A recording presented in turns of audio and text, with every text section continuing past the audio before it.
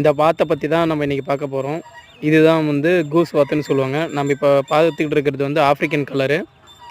இந்த கூஸ் வாத்தோடைய மகிமை என்னன்னு பார்த்தீங்கன்னாக்கா, இந்த வாத்து வந்து நல்லா பெருசாக வளரும்.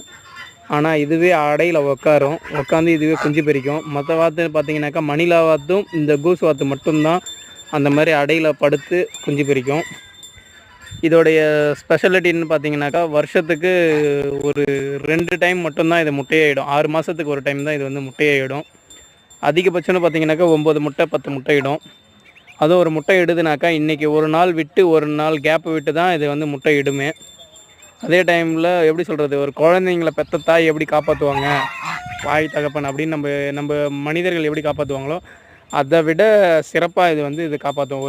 அதாவது அது பெரிச்ச குஞ்சை நம்ம ஏதாவது டிஸ்டர்ப் பண்ண போனோம்னாக்கா நம்மளை வந்து கடிக்க வரும். அதே டைமில் வளர்க்குறவங்கள தவிர வேறு யாராவது புதுசாக ஒருத்தவங்க இருக்காங்கனாக்கா அவங்க வந்து நம்ம காம்பவுண்டுக்குள்ளார வந்தாங்கனாக்கா அவங்கள வந்து இது கடிக்க போகும். அதே டைமில் இது ஒரு மாதிரி சவுண்டு விட்டுக்கிட்டே இருக்கிறதுனால பாம்பு பாம்பு பிரச்சனை இருக்கவே இருக்காது.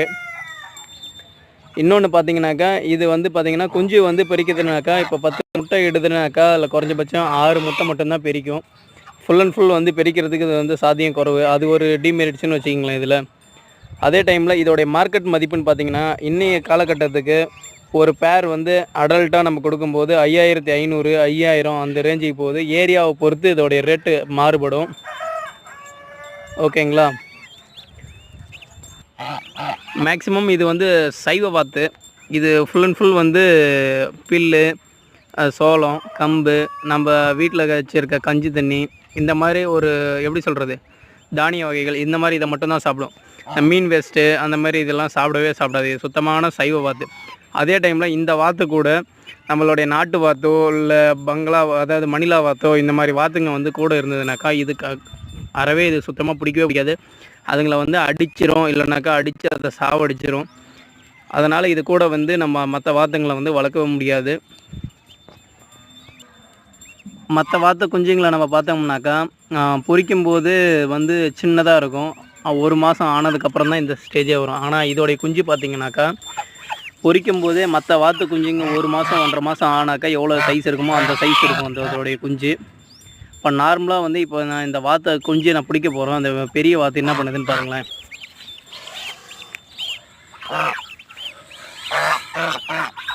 கடிக்க வரும். அதே டைமில் இதுக்கு முன்னாடி வந்து பார்த்திங்கனாக்கா இந்த வாத்துங்க பொறுத்த வரைக்கும் நம்ம வீட்டில் வளர்க்கும்போது யாராக இருந்தாலும் இந்த வாத்தை பார்க்கும்போது அவங்களும் வளர்க்கணுன்ற ஒரு ஆசை அவங்களுக்குள்ளார வரும். இது ஒரு அழகுக்கு வளர்க்குற பொருள் மாதிரி, ஏதாவது ஃபேன்சி ஐட்டம்னு சொல்லுவாங்க. இந்த வாத்தை நீங்கள் வளர்க்கணுன்னு விருப்பப்படுறவங்க தாராளமாக வாங்கி வளர்க்கலாம். ஆனால் இதில் என்னன்னாக்கா நீங்கள் இதுக்கு கம்பல்சரி பார்த்திங்கன்னா கொஞ்சம் தண்ணி தேவைப்படும். தண்ணி இருந்ததுனாக்கா அது அழகாக நீந்திரத்தை நீங்கள் பார்க்க முடியும். பசுந்தீவனங்கள் எந்த தீவனங்களாக இருந்தாலும் இது வந்து சாப்பிடும். அதனால் நம்ம வந்து பயப்பட தேவையில்லை. பில்லு நம்ம ஏரியாவில் வந்து இப்போ பார்த்திங்கன்னா நம்ம வீட்டை சுற்றி பில்லு நிறையா இருக்கும். நம்ம நிறையா பேர் வந்து அந்த பில்லை பிடுங்கிறதுக்கே கொஞ்சம் கஷ்டப்படுவாங்க.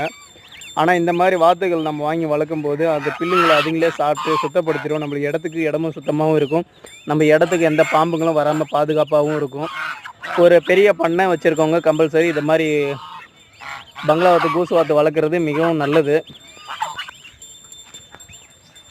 மேக்ஸிமம் இந்த வாத்தோடைய குஞ்சை வந்து யாரும் குஞ்சாக இருக்கும்போது தரவே மாட்டாங்க. கொஞ்சம் பெருசானதுக்கப்புறம் தான் தருவாங்க. இந்த வாத்து நடக்கிறது, அதோடைய சவுண்டு, இதை பார்க்கும்போதே உங்களுக்கு அது நாம்ளும் வளர்த்தா தேவலாம் அப்படின்ற ஒரு ஆசை நம்மளுக்குள்ளார ஏற்படும். அதான் இதில் உள்ள ஒரு பெனிஃபிட்டு. இவ்வளோ அழகாக நடந்து போகுது பாருங்கள். ஓகே, எனக்கு தெரிஞ்ச தகவலை உங்களுக்கு நான் சொல்லிட்டேன். மேற்கொண்டு இதில் பற்றி நீங்கள் உங்களுக்கு தெரிஞ்ச தகவல் இருந்தாக்கா கண்டிப்பாக என்னோட ஷேர் பண்ணுங்கள். என்னுடைய கமெண்ட்டில் வாங்க. என்னுடைய சேனலை வந்து சப்ஸ்கிரைப் பண்ணுங்கள், லைக் பண்ணுங்கள், ஷேர் பண்ணுங்கள். ஓகேங்களா.